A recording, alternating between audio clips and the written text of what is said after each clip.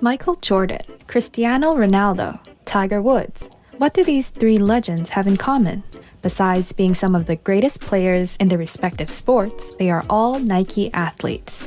Today, Nike is one of the largest and most well-known sporting brands in the world. But it wasn't always this way. When Nike founder Phil Knight started the company, he had only $1,000 borrowed from his father. He was up against much larger competitors and was constantly teetering on the edge of bankruptcy. So how did he make it through these tough times? In today's video, we're going to take a look at the story of Nike. Phil Knight calls himself a shoe dog. By his definition, shoe dogs are people who devoted themselves wholly to making, selling, buying, or designing shoes. Born in Oregon in 1938, Phil Knight has been passionate about running since childhood.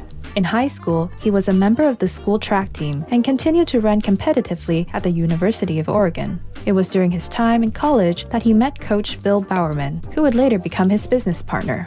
After he graduated from college, Phil Knight had no clear direction for his life. This sense of uncertainty prompted him to enroll in the MBA program at Stanford University. As part of his coursework, Knight was assigned to write a team paper exploring the idea of starting a small business in an area that he knew well. Naturally, Knight chose running as his focus, considering it to be something that he had always been passionate about and enjoyed doing. Over the course of writing this term paper, Phil began to envision starting his own business centered around running. Back in the 1960s, Japanese running shoes were just beginning to make their way into the American market. As a sneakerhead, Phil Knight quickly took notice of these affordable and well-made shoes. At the time, sportswear were dominated by German brands, but Knight saw potential for Japanese shoes to take over the market, much like how Japanese camera had won over their German counterparts. So when Phil Knight graduated from MBA school in 1962, he decided to pursue a different path than most of his peers. Rather than taking a corporate job, he traveled to Japan to turn his plan of selling Japanese shoes into action. Despite having no prior experience or connections in Japan, Knight managed to secure a few introductions that led him to visit Onitsuka Tiger, a Japanese company specialized in manufacturing Adidas knockoffs sold primarily in Asia. To build a business relationship with Onitsuka Tiger, Phil Knight used a clever strategy of introducing himself as the president of Blue Ribbon Sports, a company that did not yet exist. By coming across as an experienced businessman with connections to potential customers, he was able to gain credibility with the Japanese company and convince them to partner with him as their American wholesaler. Despite his lack of real experience or capital, Knight was able to secure a deal with Onitsuka Tiger by placing a small sample order of 300 pairs using the $1,000 he borrowed from his father. And when the shoes arrived after a year of waiting, Knight took pictures of them and began cold calling every running coach he could find in the phone book, eventually landing an order from Bill Bowerman, his old track coach at the University of Oregon. With that small but faithful order, Blue Ribbon Sports was in business, and in 2 years later, Bill Bowerman, being a shoe dog himself, officially joined the company as the co-founder. Putting up $500 each, Bowerman and Knight formed Blue Ribbon Sports and placed another order from Onitsuka Tiger, which Knight began selling from his car at high school track meets throughout the Pacific Northwest. In just a few months, they sold all of their inventory and started to place more orders to keep up with demand. Business was blooming, but the rapid sales growth put enormous pressure on the company's cash flow. Due to the long shipping time at that time, there were often a gap of several months between first payment and actual product arrival. And Blue Ribbon had to take out bank loans to pay for the Japanese shoemaker's deposit. To raise more money, Knight turned his attention to venture capitalists. It was still a new way of raising money in the US, but Phil Knight felt like it was worth trying to solve company's financial dilemma.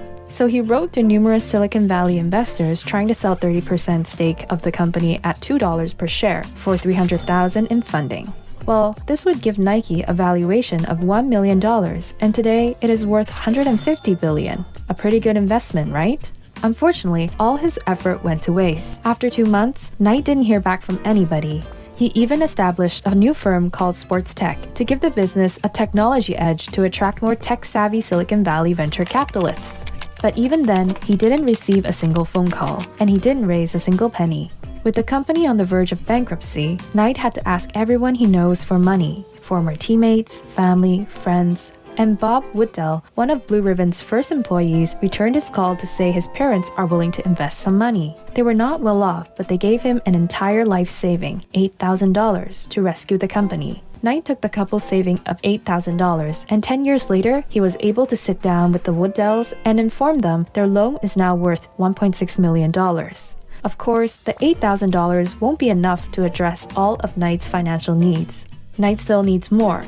At this important moment, Nisho, one of the 6 major Japanese trading firms, recognized the potential in Blue Ribbon and decided to pay for all of Onitsuka's deposit required, as well as $1 million in loan and another $1 million in line of credit. With this investment, Blue Ribbon was able to stay afloat and eventually turn the company around. But here is one more problem. Onitsuka Tiger found out about the deal, and to prevent Blue Ribbon from being invested by another Japanese company other than themselves, the company proposed to Knight that Onitsuka Tiger should buy 51% of the company's shares and take 2 of the 5 directors. If they didn't accept this offer, they would immediately stop supplying Blue Ribbon its shoes. Of course, selling 51% of the shares means that Knight and Bowerman no longer control the firm anymore. But on the other hand, rejecting this offer would put Blue Ribbon out of business without any new inventory coming from Onitsuka. With the company's future in line, Knight and Bowerman decided to take a leap of faith, break with Tiger, and start making their own shoes. They found a factory in Mexico to produce their soccer shoes, which is not a breach of contract with Onitsuka Tiger because the contract specified only track shoes in the United States, not football or soccer shoes. It is worth mentioning that in order to meet the production deadline, then President Bob Woodell asked all Blue Ribbon employees to come up with a name for the new brand by 9 a.m. Influenced by Puma, many proposed names such as Peregrine or Bengal, but none of them was popular with employees. Then at 7 a.m., the morning of the deadline, Johnson, who ran the company's East Coast factory, woke up with a dream with the name Nike, which represents the Greek winged goddess of victory. When Johnson told Woodell and Knight about the name, they didn't quite like it, but since they were running out of time, they decided to go with the name, as it was the best from the list of possible names. Thankfully, Nike turned out to be a pretty good choice and has since become one of the most recognized brands in the world. Moreover, it's also interesting that the swoosh Nike logo we are familiar with today was bought by Knight for just $35. When he was still an adjunct professor at the University of Oregon, he stumbled upon a college student, Carolyn Davison, and offered her a part-time job at the company. The hook symbol designed by Carolyn was inspired by the arc of the Victory Muse Nike wings. Knight fell in love with it at first sight, and like that, one of the world's most valuable logos was born.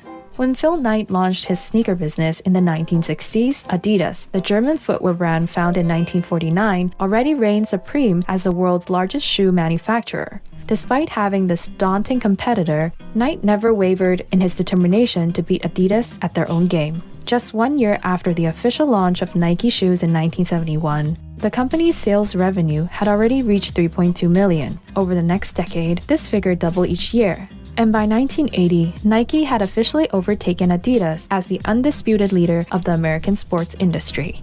Though meager in comparison to today's enormous sales figures, Knight's early success is testament to his unwavering dedication and keen eye for identifying trends and opportunities in the marketplace. Indeed, it took less than 8 years from launch for Knight to realize his dream of beating Adidas at their own game. So how did they achieve this level of success? While there are many factors that contribute to Nike's success, one of the most important is the obsession of founder Phil Knight with making the best products. Knight was relentless in his pursuit of perfection, and this commitment to quality helped Nike to stand out from the competition, to create some of the most popular and well-loved running shoes on the market. Knight tirelessly pursued new ideas and innovation that would lead to exceptional products. As a runner himself, Knight was well aware of the needs and desires of athletes, and used this knowledge to tackle challenges as they arose. For example, when coaches would make adjustments or improvements to athletes' running shoes during training sessions, Knight and his team were quick to observe these changes firsthand in order to identify potential issues and design solutions. Furthermore, each time a new product was released, Nike would distribute free samples to professional athletes and training institutions across the United States for testing and getting feedback. In addition, Nike was also willing to take risks and innovate, something that paid off tremendously in the long run. Take, for example, the air cushion design by aerospace designer Frank Rudy. When Frank came to Knight with the idea of air cushioning in shoes, it was met with skepticism by every other major sportswear company. After all, shoes has basically not changed for hundreds of years, and the air cushioning technology really seemed just like a gimmick. However, Frank believed in the potential of this technology as it could reduce reaction force between the ground and our feet, leading to a better running experience and a reduced risk of foot injury. Ultimately, despite his initial doubts, Knight decided to take a chance on Frank's idea and invested in creating a shoe line with air cushioning. And as we all know today, this decision turned out to be one of the most influential and successful product lines, Air Max. While other brands were content to stick to traditional marketing methods, Nike realized early on the potential of celebrity endorsements. In the early days of Nike, Phil Knight signed partnerships with several athletes, including Olympic track and field star Steve Prefontaine and tennis legend John McEnroe. These endorsements helped to put Nike on the map and establish it as a major player in the athletic footwear industry. In 1984, Nike made a risky bet when it signed NBA superstar Michael Jordan to a then unprecedented endorsement deal.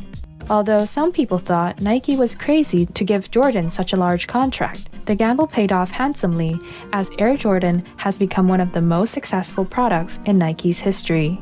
Building a business is not an easy task. There are a million things to think about, and often it feels like everything is working against you. This was certainly the case for Nike's founder Phil Knight. In the early days of Nike, the company was constantly on the verge of bankruptcy. Knight poured all of his money into fast development, and he was always looking for a bank loan to keep Nike afloat. This meant that he was carrying a lot of debt, and there were many times when Knight thought he would have to give up. In order to stay calm and focused, Knight often went for a run. He didn't just jog around the block, he ran 10 kilometers.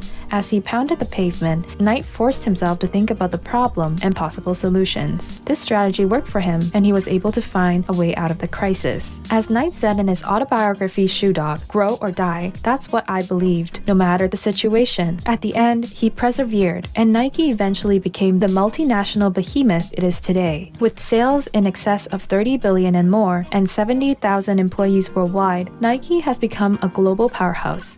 Phil Knight is no longer involved in the day-to-day operations of the company, but he remained its chairman and the largest shareholder. His story is the stuff of a legend, a classic example of an entrepreneur with a big dream and the determination to make it come true.